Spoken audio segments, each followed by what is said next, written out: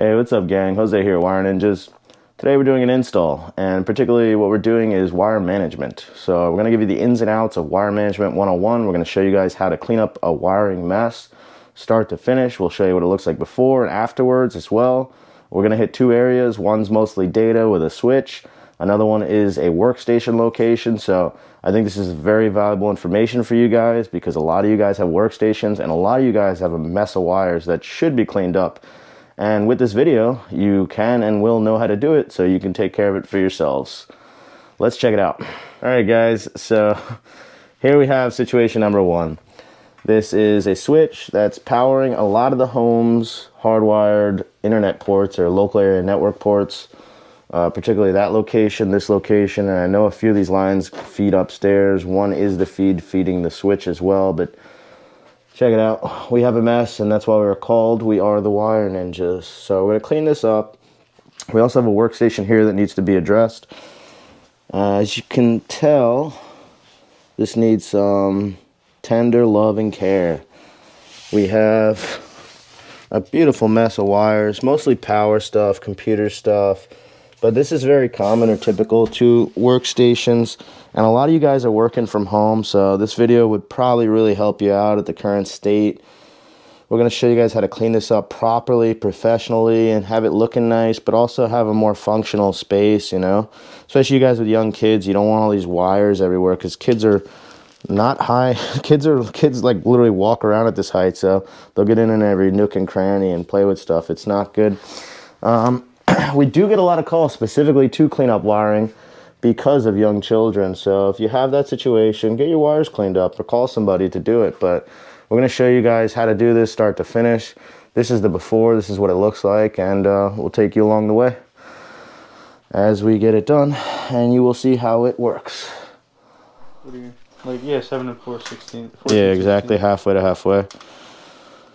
So let's give you guys step one. So step one in this process to clean up this particular area would be to establish the point of origin and destination. This goes the same for all our wiring installations. Any type of speaker install, anytime you're building a circuit between any endpoints or devices, I think the first step would be to establish the point of origin and destination. Now, this is a predetermined origin and destination. What that means is these wires are already run, they already have their length, we know where the origin is, this switch, and the destinations are throughout the house. So that's all established. So given those parameters, what we have to do is decide where we want to mount this thing first. So that's going to be determined based on the parameters we have. The power cord has a certain length. These cables have a certain length. We've decided that, Steve, you want to hold this up here? We've decided that we're going to mount it there, which gives us access to the port so we can pop the drop ceiling tile, we can plug new wires in, and it will accommodate all the current length of these wires. So step one would be to literally mount that device up there, and then we can begin to reroute these cables to the device, kill the slack or create service loops, and wire it appropriately, nice and clean. So we're going to get that thing mounted up, and then we're going to start our wire runs to it. All right, so I'd say we're about halfway through this particular cable management installation, and I want to lay some things on you guys. So what we did, or first of all, let's cover what we used, right? So what we used today is very simple.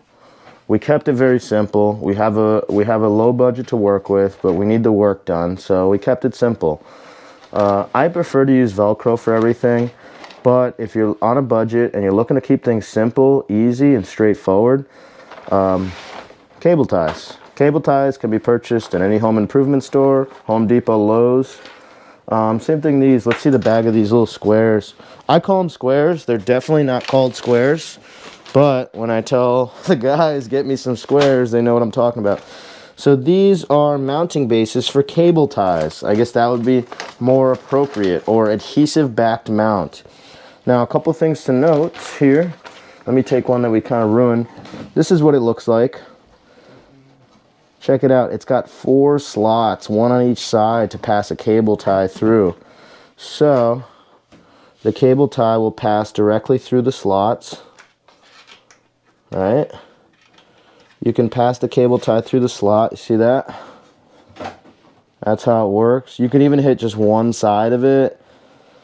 And then you can secure your cable tie and you have a working mounting system. Now, initially, you're going to want to get this stuck to whatever you're working with. So they come with adhesive backing. So the adhesive backing allows you to pull off this little safety film protecting the adhesion. Sorry, I'm one-handed here, people. All right.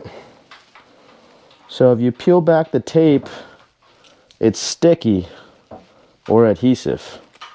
Adhesive, sticky, sticky, adhesive. So you see that? It'll stick to whatever you're trying to mount it to. This is very helpful in tight situations. It's also very helpful if you're sticking to something that will grab this adhesive really well. Like this table grabs it really well. And also, it's a great solution if you don't want to make permanent damage.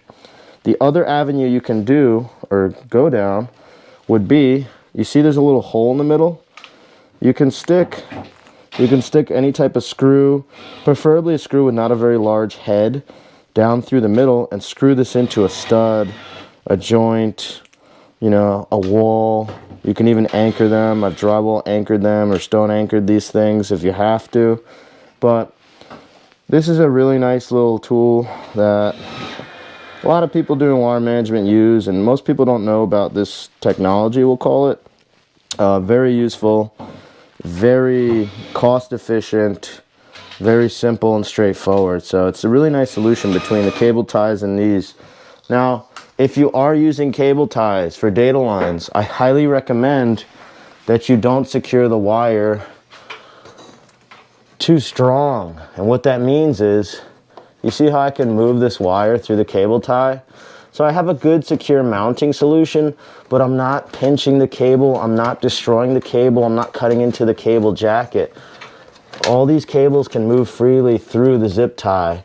Zip ties, when you tighten the piss out of them, you tighten them all the way down, they're gonna start cutting into the wire jacket. They can hurt the actual, the data itself, like the cable's performance, and they can physically destroy the cable. So if you're gonna use cable ties, make sure you can move the wires freely. Tight enough so that they hold the wires, but loose enough so you can move the wires freely around.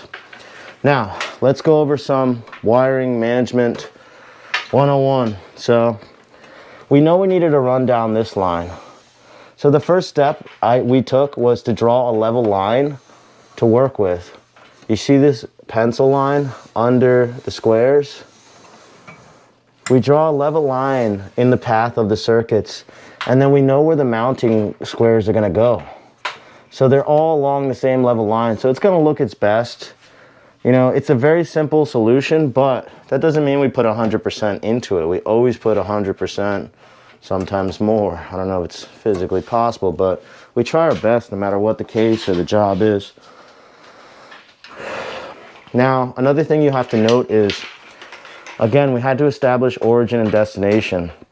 So with the switch in its new position, we have a destination for all these circuits.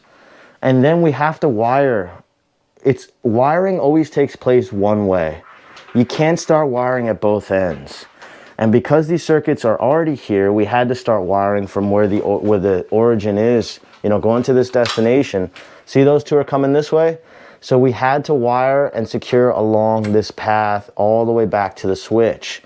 This ensures that you're gonna get all the slack out. It ensures that the wire is gonna be clean the whole way through. Same thing, these wires need to be tied down starting at this end all the way back to the switch, then you manage your slack. It's always a one-way thing when you're wiring. So right now, Steve's figuring out how he's gonna manage the slack. We do want a small service loop so that we don't kill the length entirely. It's always good to have a little extra wire just in case things need to be moved, altered, edited, whatever it is. So all the wires are in place right now. He's just figuring out how he's gonna manage that slack. Like I said, we didn't build these circuits, so there's different lengths to these wires, different loop lengths, and we want it to look as good as it can, but also have a little service loop right around here. We'll put a couple squares that'll hold the service loop up.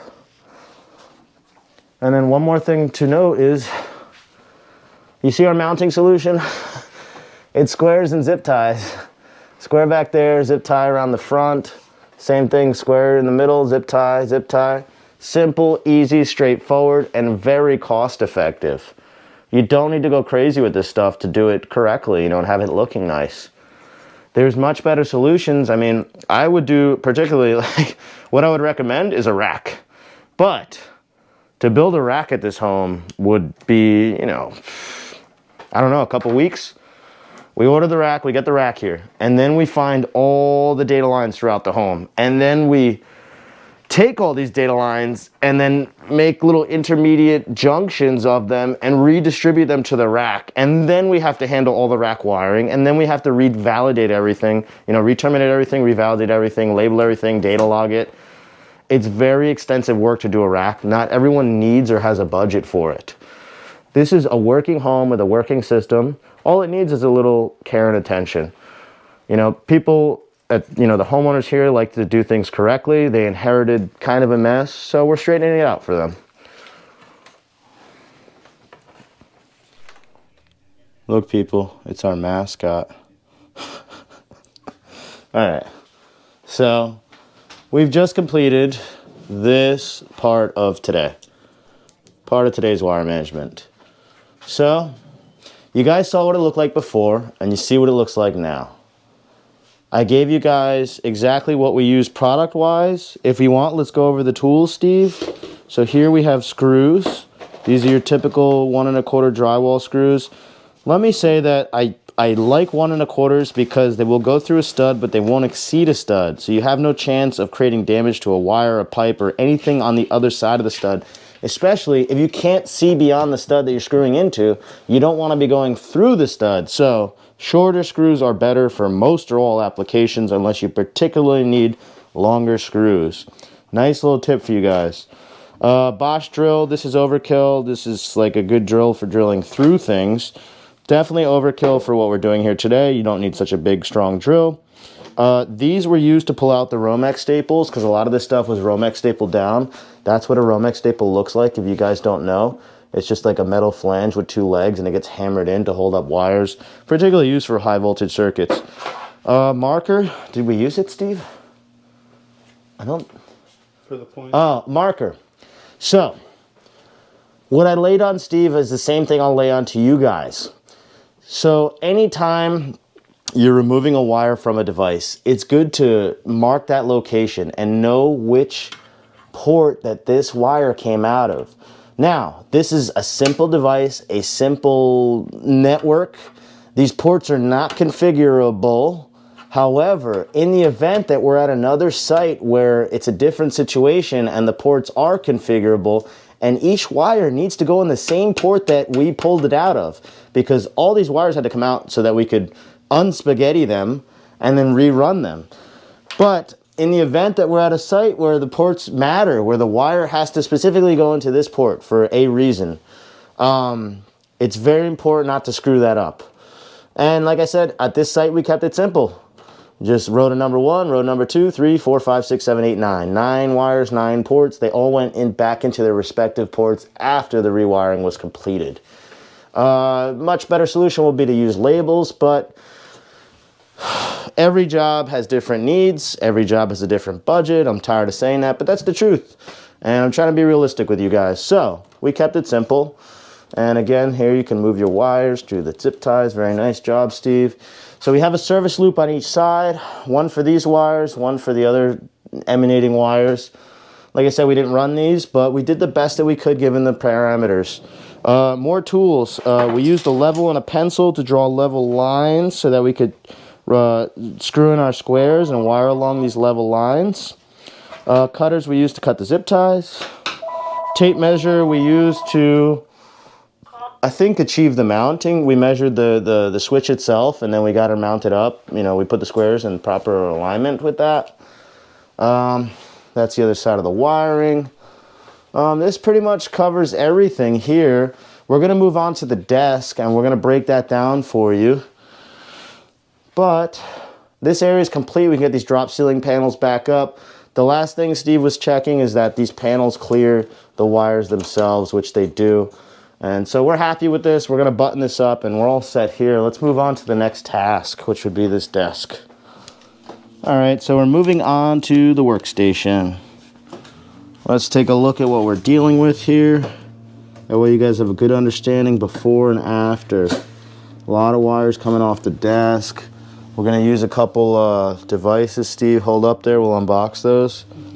And get all this wiring cleaned up as best we can. The printer too, the printer is a phone line, a cat line, and a power plug. I guess step one is pushing the printer aside. We'll hit that last. And then step two is taking a look at the hardware we're gonna use. And we can get this stuff installed so we have somewhere to put the wiring. And then we're gonna go from each device and wire back, you know, literally individually. That speaker's gonna get wired all the way back to the source. When you have two devices going from one location to another, for example, we're gonna catch these two lines and run them together along the bottom or the edge of the desk. So we'll catch them both and keep running them down. Same thing there, we have a lamp, a couple other wires. Those are gonna all follow the same wire path. That's all gonna come back this way to the destination or origin, however you look at it. But first, let's get this stuff installed. So we have an under-desk cable tray, holds up to 101 pounds, extra strong, strong and sturdy, lasts a lifetime. This is gonna do a lot for us. It's gonna, let's see, we have a little diagram. Unique design allows cables to enter and exit through the tray. You can put all the power bricks. That's the main thing, is we can put like power bricks here. A lot of these devices have power bricks because they need to step down the 110 voltage to a low voltage system, usually 12, 16, or 24 volts. And pizza. And pizza. So let's get this unboxed, Steve. Let me move my whole nonsense here, my equipment.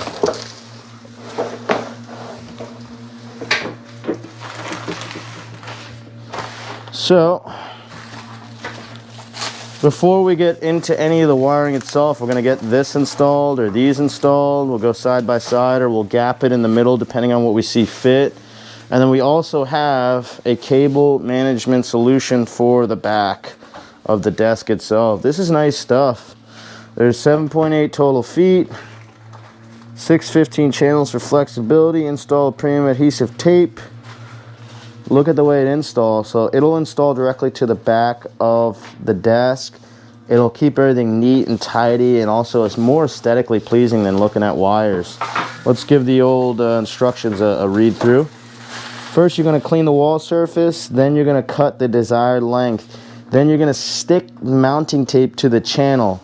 Remove the back of the tape and press firmly to the desk/wall. Then we're going to install the cables. I think we're going to secure everything to the desk. Doesn't make sense to do it on the wall, plus the paint will rip off if we ever take this thing off. We won't damage the desk by sticking it to the desk. So we're going to get these two installed, the baskets under the desk, and this thing installed behind the desk, and then we're clear to run our wires. We'll give you guys a shout back when we get these two things on and we're ready to start running. Alright, so we're getting into this workstation wire management solution. And one thing I wanted to note here, so we set the desk at the appropriate center, which would be the left to right measurement off this back wall. So that's exactly where the desk sits. However, we pulled out the desk enough to have a working space behind to manage all the wires. And we accomplished step one, which is putting our baskets here. So for these, we pilot drilled through the wood to create, a strong fastening solution for these screws, because a lot of this composite material, we'll call it, doesn't like to accept screws. It's not real wood. So you should pilot the holes before you screw in the screws. Also note the depth. You don't want to screw straight through the desk, through the top of the desk. So you have to space it out. We use a little spacer, washer, to make sure we're not shooting through the top of the desk. We now have our two baskets in. The two baskets are awaiting our fatter devices, our power centers, our one backup, battery backup here, and then the power strip there. Now, we also prepared, see our squares and zip ties all around? We've put squares and zip ties in every place we think we're gonna need them, and a few more. We've run squares and zip ties all around the perimeter of the desk. So basically, the wire path, we know the origin and destination. The origin would be the speakers, the devices upstairs, the keyboard, the mouse, the screen. The destination for the wires, Varies a little bit. One destination is the computer tower itself, the workstation tower. Another one is this Bose sub amp unit, we'll call it. And then another one would be the power centers. So now we know the origin destination. We have to decide how we're going to get the wires there, where we're going to start. I think we're going to start with the power centers. We're going to relocate the power there, and then we're going to relocate the other power there. And then we're going to wire power first from the devices back to the power centers, pulling and cutting the slack along the way back to these two racks. So we can hit power first, and then we can hit data, which means audio, video, HDMI, you know, cat cable, everything else I think would be suitable. Once we move the power, we can actually push the desk back to its original position, and then we can leave the computer as is and wire back to that, leave the Bose as is, wire back to that, and we'll call it a day there. But that's where we're at right now. First, we got our brackets in place, we got our squares in place, we're ready to wire this thing up. All right, gang, let's check in on our workstation and see how she's looking. So, this is the workstation. You guys should recall what it looked like before. This is what it looks like now. The whole idea was to get all the wiring off the floor, get all those power units off the floor. The Bose unit needs to stay on the floor. That's powering the computer speakers. It gets plugged in via USB to the computer tower. I guess the preferred configuration was how he had it. Bose tucked away back there, computer on the side. That way he still has access to the ports here. We did Velcros down for these main runs. Velcros there, Velcros here. Cutting little strips of Velcro. And then basically all the wire, the mess, got moved up here. There's no way to get rid of the mess entirely. Now, the only way to do this better would be to wire this all up into a rack. But that's very extensive, very costly, very time consuming. And this is performing the same function as a rack. It's not as pretty to look at as a rack, but it's function here. We're going for pure function. We got the job done. We've achieved the goal. And all in all, between the workstation and up there, it's a couple hours time. Not too bad on the labor. Materials, pretty much all zip ties, Velcro, scissors. We didn't end up using the J channel behind the desk, particularly because these little guys, this thing's secured to the desk, so that would have interrupted the a seamless channel. We would have had to cut the channel into 3 or 4 pieces. It just didn't make sense. We didn't use all the squares around the perimeter either, but it's nice to have them there for future applications, so we'll go ahead and leave those. And these trays did a phenomenal job. I think it's like 20 or 30 bucks on Amazon. You pick up 2 of these trays, and it's a world of difference. I mean, all the floor space is clean. There's no more wires. Kids can't get into anything, you know. Really nice outcome here. So we showed you before, we showed you after. The ceiling tiles are back up for this location. Printer's back in. The last piece of this is just to do a functionality check, make sure everything's still working as it should, and that's a wrap. All right, guys, that's a wrap on our little wire management journey. It was a small journey, but still a journey. We showed you guys start to finish. Tools we used, equipment we used, little squares, zip ties, Velcro, scissors, maybe some screws, drill. Very simple tools, very small budget on what's necessary to achieve a nice wire management job. We covered more advanced principles too, like wiring at a rack. That would be the best way to do this stuff. But if you're on a budget and you need it done, get it done. Go to Home Depot, get the couple items you need, and let's get it done. I hope we laid into you some principles as well as skills that you can apply for yourself and get your wire management done. Thanks for watching, and we'll see you next time.